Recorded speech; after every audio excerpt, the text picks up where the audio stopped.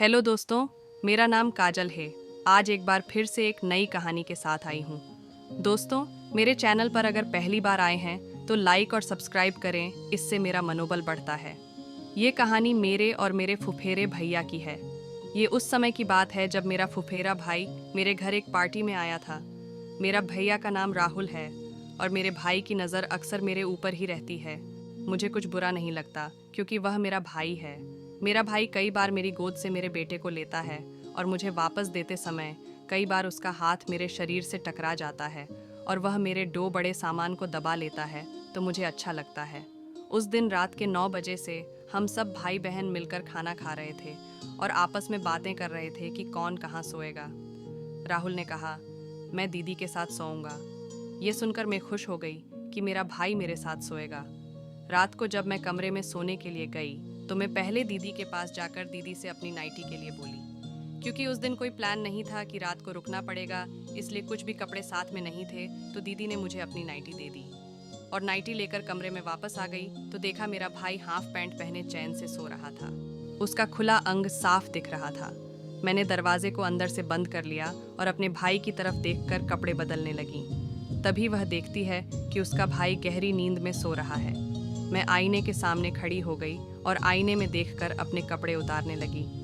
एक एक करके मैंने सारे कपड़े उतार दिए। अचानक से मेरी नज़र आईने पर पड़ी तो देखा मेरा भाई मुझे चुपके चोरी छिपे देख रहा था और मन ही मन मज़े ले रहा था।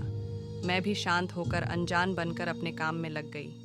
मैंने जल्दी से नाइटी पहनी और सोने के लिए तैयार होने लगी और सोने के लिए बिस्तर पर आ गई। मेरी कपड़े कुछ ज़्यादा ही छोटे थे।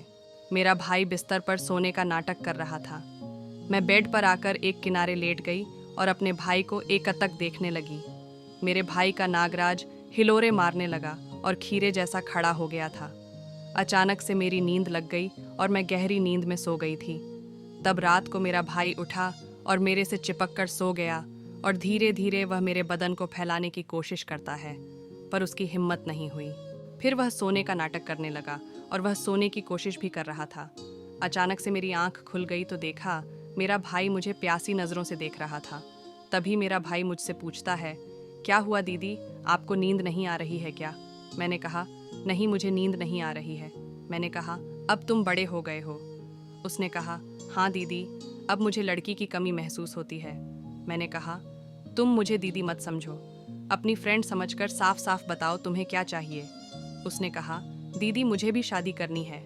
मैंने कहा, बस इतनी सी बात ठीक है, मैं तेरे जीजा से बोलकर एक अच्छी लड़की तलाश करती हूँ और जल्दी ही तुम्हारी शादी करवाती हूँ।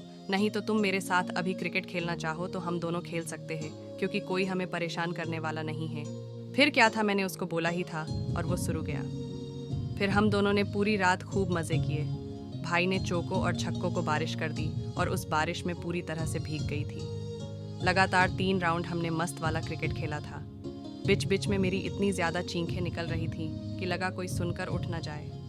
पर भाई ने मेरा मुंह पर हाथ रख दिया और मेरे मुंह में अपनी उंगलियां डाल दी तो मैं उसे ही चूसने लगी थी। भाई ने मुझे पूरी रात कई नई नई तरह से मज़े करवाए।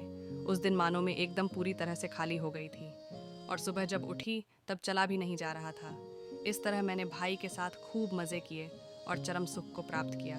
दोस्तों, वीडियो अच्छा लगा हो तो लाइक करें, सब्सक्राइब करें और बेल आइकॉन को ज़रूर दबाएं ताकि अगले वीडियो का नोटिफिकेशन आप तक पहुंच सके। वीडियो देखने के लिए तहे दिल से आपका बहुत बहुत धन्यवाद। और दोस्तों, मेरी कहानी किसी की व्यक्तिगत जीवन से संबंधित नहीं रखती।